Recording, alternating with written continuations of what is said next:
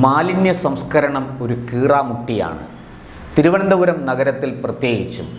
നമുക്കറിയാം, ഏതാനും വർഷങ്ങൾക്ക് മുമ്പ് വിളപ്പിൽശാല എന്ന ചവർ സംസ്കരണ കേന്ദ്രം, മാലിന്യ സംസ്കരണ കേന്ദ്രം പ്രവർത്തനം അവസാനിപ്പിച്ചതിൻ്റെ കാരണം നമുക്കറിയാം.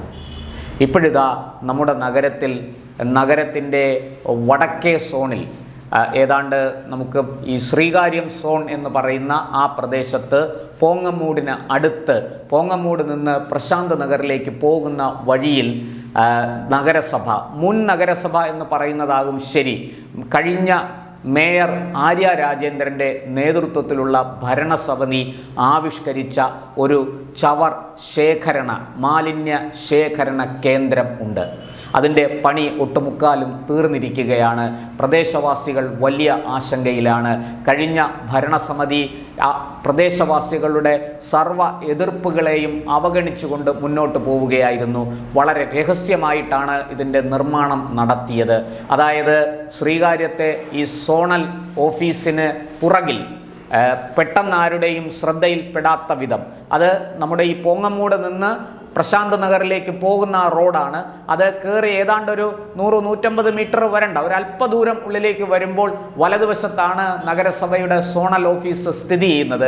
ഈ സോണൽ ഓഫീസിനോട് തൊട്ട് ചേർന്ന് തന്നെ ഒരു സർക്കാർ മൃഗാശുപത്രിയും പ്രവർത്തിക്കുന്നുണ്ട്. ഇത് രണ്ടിൻ്റെയും ഇടയിലൂടെ പുറകിലേക്ക് പോകാൻ ഒരു ചെറിയ വഴിയുണ്ട്. ആ വഴി ചെന്ന് അവസാനിക്കുന്നത് ഈ പുതുതായി നിർമ്മിച്ചിരിക്കുന്ന മാലിന്യ ശേഖരണ കേന്ദ്രത്തിലാണ്.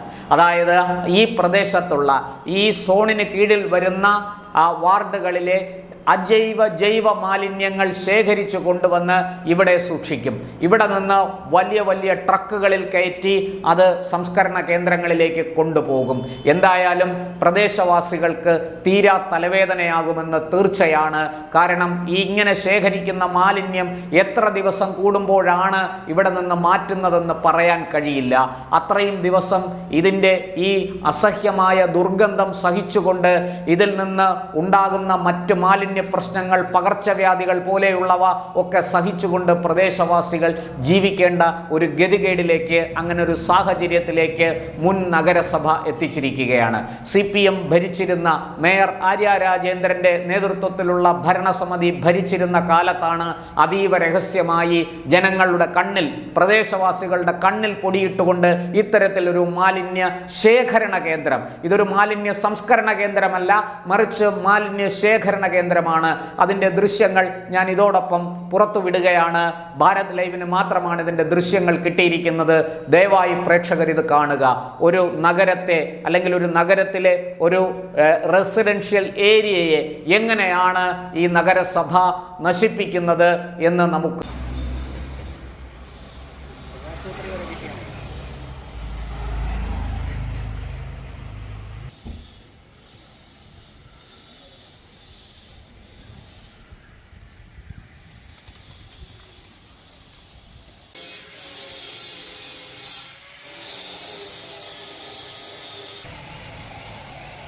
ജനങ്ങൾ അസഹ്യമായി, അതായത് ഇനി ഒരു വിധത്തിലും ഈ ഭരണം മുന്നോട്ട് കൊണ്ടുപോകരുത് എന്ന് ആഗ്രഹിച്ച് തന്നെയാണ് ഈ ഇടതുപക്ഷത്തെ അധികാരത്തിൽ നിന്ന് ഇറക്കിയത്.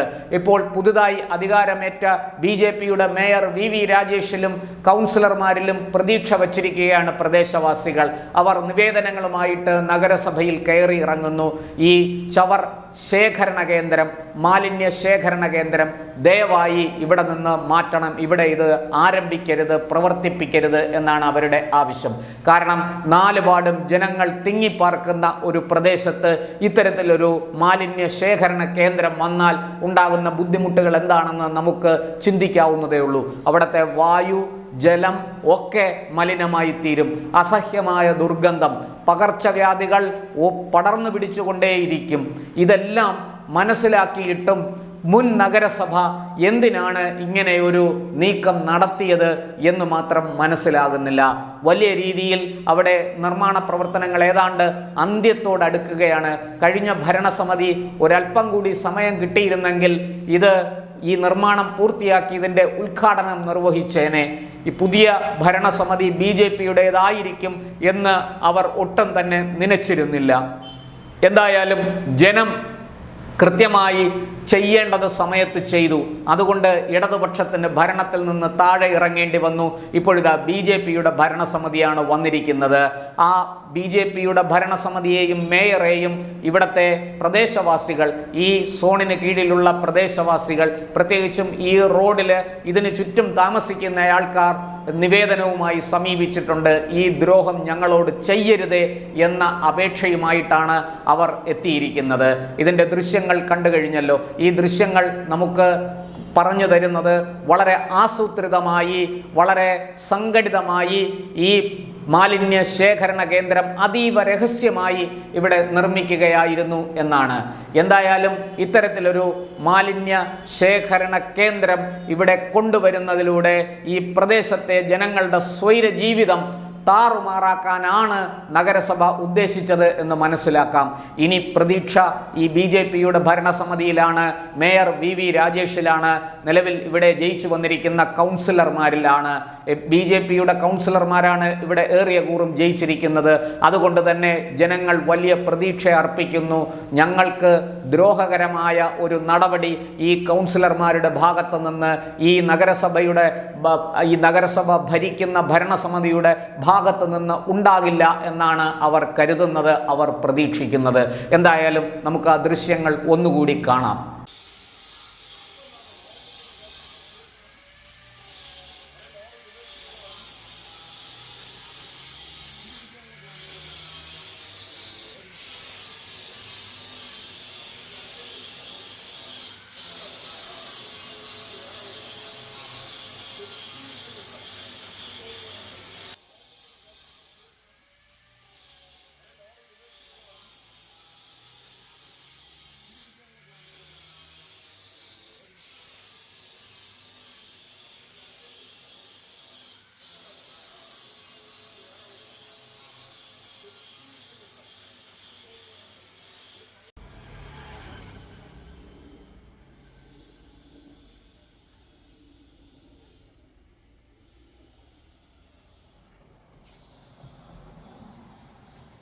ഈ ദൃശ്യങ്ങൾ പ്രേക്ഷകർ കണ്ടു കഴിഞ്ഞല്ലോ. ഇതിന് പിന്നിൽ മറ്റൊരു വലിയ അഴിമതി കൂടിയുണ്ട്.